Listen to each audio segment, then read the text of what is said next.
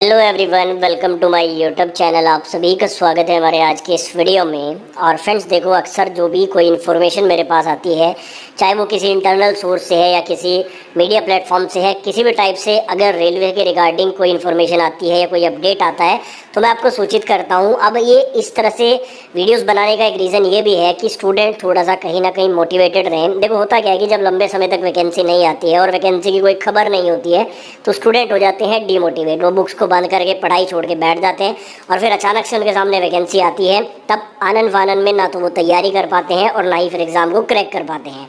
तो अक्सर कोई भी छोटी से छोटी इन्फॉर्मेशन आती है मैं आपके साथ शेयर करता हूं ताकि आपका मोटिवेशन भी बना रहे। और आज के इस वीडियो में भी एक 100% कन्फर्म न्यूज़ मैं आपके लिए लेके आया हूं कि जनवरी 2024 में आपको रेलवे की बम्पर भर्ती देखने को मिल सकती है।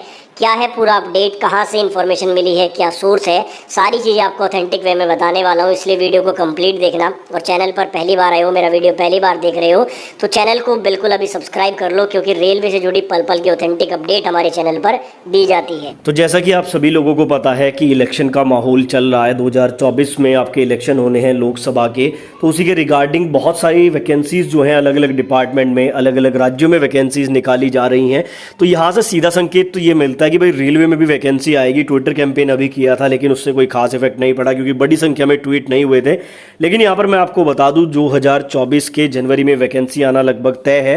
अब इसी के रिगार्डिंग यहाँ पर एक रिकॉर्डिंग सामने आई है। अब ये रिकॉर्डिंग किसकी है? ये एक रेलवे एस्पायरेंट और शिव गोपाल मिश्रा की रिकॉर्डिंग है। पहले अब ये रिकॉर्डिंग एक बार सुन लीजिए, उसके बाद मैं आपको बताऊंगा कि इस रिकॉर्डिंग से क्या क्या चीजें हमें पता चलती हैं। हेलो सर, नमस्ते।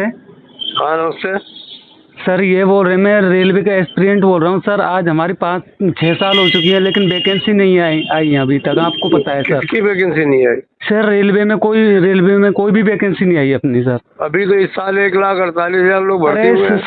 सर ये 2019 की वैकेंसी को बार बार वो करा रहे हैं ना काउंट। सर ये आप एक बात बताइए, जो अपने रेल मंत्री आए सर, इनके कार्यकाल में कोई वैकेंसी इन्होंने निकाली नहीं सर ना? बहुत निकाली, इन्होंने ही तो निकाली थी। अरे सर वो तो 2019 वाली वैकेंसी थी ना सर। हाँ तो अभी 1,56,000 निकल रही है। अच्छा सर, कब इन्हीं के तक? कार्यकाल में निकलेगी। इन्हीं के कार्यकाल में निकलेंगी सर। जैसा कि आपने इस रिकॉर्डिंग में सुना, इसमें एक रेलवे एस्पायरेंट ने शिव गोपाल मिश्रा से बात की है। अब ये शिव गोपाल मिश्रा कौन है? तो जनरल सेक्रेटरी हैं all India railway men's federation के। देखो आपको पता है रेलवे में कई तरह की यूनियंस हैं। अब उन यूनियंस के ये जनरल सेक्रेटरी हैं। इनकी अगर मैं बात करूं कि इनकी पहुंच कहां तक है तो ये स्क्रीन पर आप लोग देख सकते हैं। रेल मंत्री के साथ डायरेक्ट उठना बैठना है, बहुत सारे मुद्दे पे ये बात करते हैं। ये देखो यहाँ पर रेल मंत्री के साथ है। उसके अलावा न्यू पेंशन स्कीम को लेकर जो यहाँ पे विवाद चल रहा था, यानी कि ओपीएस लागू करने की जो बात कही जा रही है, उसके रिगार्डिंग जो मीटिंग थी वहाँ पर भी ये प्रेजेंट थे। तो आप कह सकते हैं कि रेलवे के जितने भी बड़े बड़े मैटर्स हैं उसमें ये प्रेजेंट रहते हैं। जनरल सेक्रेटरी हैं all India railway men's federation की, यानी कि जो यूनियन है रेलवे की, उसके सेक्रेटरी हैं। तो अब इनसे यहाँ पे स्टूडेंट की बात हुई है और उन्होंने क्लियरली ये बात बोली है कि इसी कार्यकाल में 1,56,000 पदों पर वैकेंसी है। इस कार्यकाल का मतलब क्या है कि जो आपका 2024 में इलेक्शन है वो दूसरा कार्यकाल शुरू हो जाएगा, यानी कि इसी कार्यकाल की अगर बात हो रही है तो मान के चलिए कि जनवरी से लेकर जो मार्च अप्रैल तक का ये 3-4 महीने का जो विंडो आपके पास है, इसी में ये नई वैकेंसी की बात कर रहे हैं। ठीक है, ऑफिशियल रिकॉर्डिंग है, मैंने क्रॉस चेक किया है तो ये फेक तो बिल्कुल भी नहीं है, रिकॉर्डिंग बिल्कुल सही है। और इसमें ये बात कही जा रही है कि इसी कार्यकाल में वैकेंसी आएगी। तो जैसा कि आपको पता है कि रेलवे की वैकेंसी नॉर्मली चुनाव के आसपास ही आती है,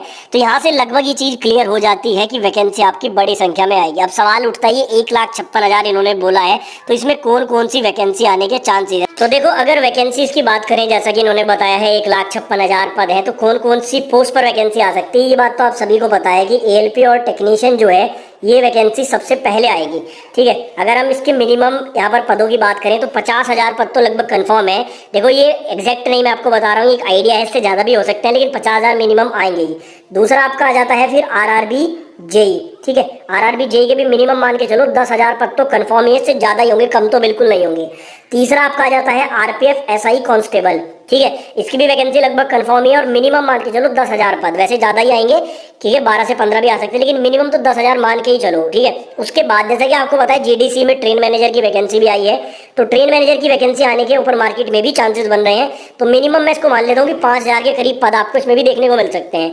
तो ये हो गया आपका 50, 10, 60, 70 यानी कि 75,000 पद तो यही हो गए। अब 1.5 लाख पदों की जो बात हो रही है उसमें बाकी के 1.5 लाख जो पद हैं वो नो डाउट आपके ग्रुप डी और एनटीपीसी के ही रहेंगे। ठीक है, एनटीपीसी के मान के चलो कम से कम अगर आपको जो है 10 से 15,000 पद अगर एनटीपीसी के आ जाते हैं तो बाकी बचे हुए लगभग 60,000 पद जो है वो ग्रुप डी के ही रहेंगे। तो यहाँ से लगभग ये कंफर्म होता है कि भाई ग्रुप डी की वैकेंसी आने के भी चांसेस बन रहे हैं और एनटीपीसी के भी बनेंगे। अब मैं ये नहीं कह रहा हूँ कि सारी वैकेंसी एक साथ ही आ जाएगी, वो गवर्नमेंट अपने अनुसार देखेगी किस तरह से कितनी वैकेंसी निकालनी है। सारी तो नहीं मिलेगी आपको इलेक्शन से पहले, लेकिन इसमें आपको लगभग एएलपी टेक्नीशियन, जेई और जहां तक मुझे लगता है इसमें आपको आरपीएफ एसआई कांस्टेबल देखने को स्टार्टिंग में मिल सकते हैं। बाकी जो भी अपडेट आएगा आपको सूचित करूंगा, इसलिए चैनल को सब्सक्राइब करके बेल आइकन को प्रेस कर लीजिए।